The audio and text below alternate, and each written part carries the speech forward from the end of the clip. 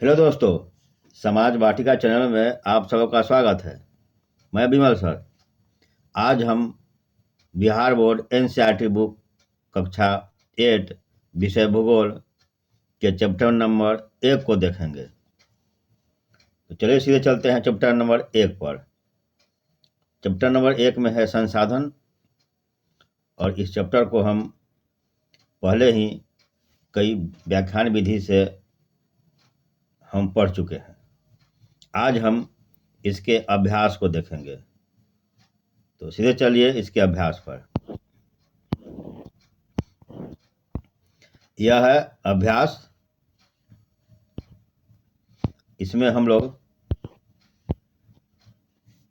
विभिन्न प्रश्नों के उत्तर को हम देखेंगे, समझेंगे। तो बिना देरी किए हुए हम सीधे चलते हैं इसके उत्तर पर। पहला इसमें दिया हुआ है, निम्नलिखित प्रश्नों के उत्तर दीजिए। 1, 2, 3, 4 प्रश्न है। उसके बाद नीचे है 2, जिनमें हमें 3 ऑप्शन दिया हुआ है और इनमें से एक को चुनना है। तो चलिए हम इसको देखते हैं। यानी प्रश्न 1 के पहला, पृथ्वी पर संसाधन असमान रूप से क्यों वितरित है?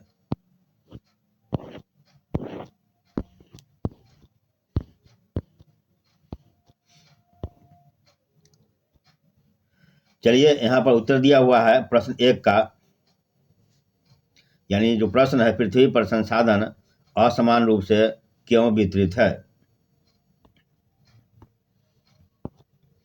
उत्तर, प्राकृतिक संसाधनों का वितरण भूभाग, जलवायु, ऊंचाई जैसे अनेक भौतिक कारकों पर निर्भर करता है। पृथ्वी पर इन कारकों में विभिन्नता होने के कारण संसाधनों का वितरण असमान है। यानी संसाधन जो वितरित है पृथ्वी पर, वे सभी असमान है, यानी समान रूप में नहीं है। जिनके मूल में है भूभाग, जलवायु और ऊंचाई। इन सबों में अंतर होने से संसाधन की उपलब्धता में भी अंतर होते हैं। आगे इसमें है प्रश्न 2, संसाधन संरक्षण किसे कहते हैं? उत्तर, संसाधनों का सतर्कतापूर्वक उपयोग करना और उन्हें नवीकरण के लिए समय देना संसाधन संरक्षण कहलाता है।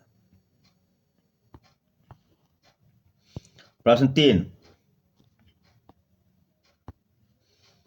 मानव संसाधन क्यों महत्वपूर्ण है? उत्तर, मानव संसाधन इसलिए महत्वपूर्ण है क्योंकि मनुष्य की योग्यताएं ही भौतिक पदार्थों को मूल्यवान संसाधन बनाने में सहायता करती है। यानी मानव संसाधन, यानी मानव नहीं अगर होगा तो संसाधनों का महत्व भी नहीं होगा। क्योंकि कोई भी संसाधन तभी महत्वपूर्ण है, तभी मूल्यवान है, जब मानव है, या मानव के लिए वह, यानी मानव उसको चाहता है, मानव की आवश्यकता के अंदर में है, मानव के लिए वह मूल्यवान है, इसलिए वह संसाधन है। अतः मानव जो है सबसे ऊपर है, यानी मानव जो है वह महत्वपूर्ण संसाधन है। प्रश्न 4, सतत पोषणीय विकास क्या है? उत्तर, संसाधनों का उपयोग करने की आवश्यकता और भविष्य के लिए उनके संरक्षण में संतुलन बनाए रखना सतत पोषणीय विकास कहलाता है।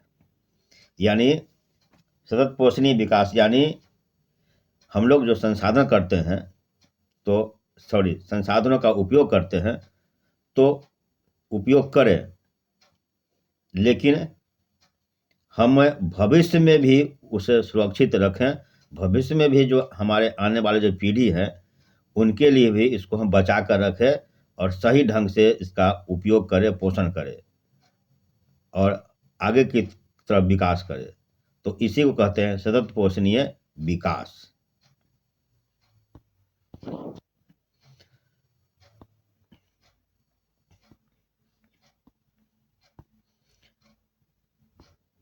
प्रश्न 2, सही उत्तर पर निशान लगाइए। 1, निम्नलिखित में से कौन संसाधन को निर्धारित नहीं करता है? क उपयोगिता, 2 ख मूल्य और ग मात्रा। तो इसका उत्तर होगा मात्रा, क्योंकि संसाधन तभी बनता है जब उसमें उपयोगिता होती है और उसमें मूल्य होता है, लेकिन मात्रा कम और अधिक हो यह निर्भर नहीं करता है। कम होगा फिर भी संसाधन है, अधिक होगा फिर भी संसाधन है, लेकिन मूल्य और उपयोगिता अगर नहीं होगा तो संसाधन नहीं है। अतः नहीं है इसका मतलब कि मात्रा। प्रश्न 2, निम्नलिखित में से कौन सा मानव निर्मित संसाधन है?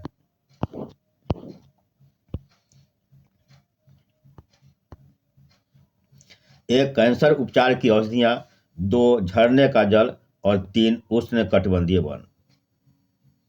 तो इसका उत्तर हो जाएगा कैंसर उपचार की उपलब्धियां, कैंसर उपचार की औषधियां।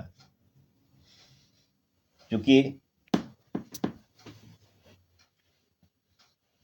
ख झरने का जल तो प्रकृति निर्मित है, ग उष्णकटिबंधीय वन भी प्रकृति निर्मित है, और मात्र एक जो है कैंसर उपचार की औषधियां वह मानव निर्मित है, इसलिए क इसका सही उत्तर होगा। 2, कथन पूरा कीजिए। अनवीकरणीय संसाधन डैश होते हैं। क सीमित भंडार वाले, 2 मनुष्यों द्वारा निर्मित, ग निर्जीव वस्तुओं से व्युत्पन्न। उत्तर होगा सीमित भंडार वाले, चूंकि नवीकरणीय मतलब हुआ कि अनवीकरणीय संसाधन वैसे संसाधन जिसका उपयोग हम बार बार नहीं कर सकते हैं, उसका नवीकरण नहीं कर सकते हैं। एक बार उपयोग करने के बाद यह खत्म हो जाता है। अतः इसका जो सही उत्तर होगा वह सीमित भंडार वाले, यानी सीमित भंडार वाले जो संसाधन है वह अनवीकरणीय है। जैसे कोयला हुआ, पेट्रोलियम हुआ, इसका भंडार सीमित है, अतः यह एक दिन खत्म हो जाएगा, यानी इसका उपयोग करने के बाद यह फिर दोबारा उपयोग के लायक नहीं बचता है, इसलिए इसको कहते हैं अनवीकरणीय संसाधन।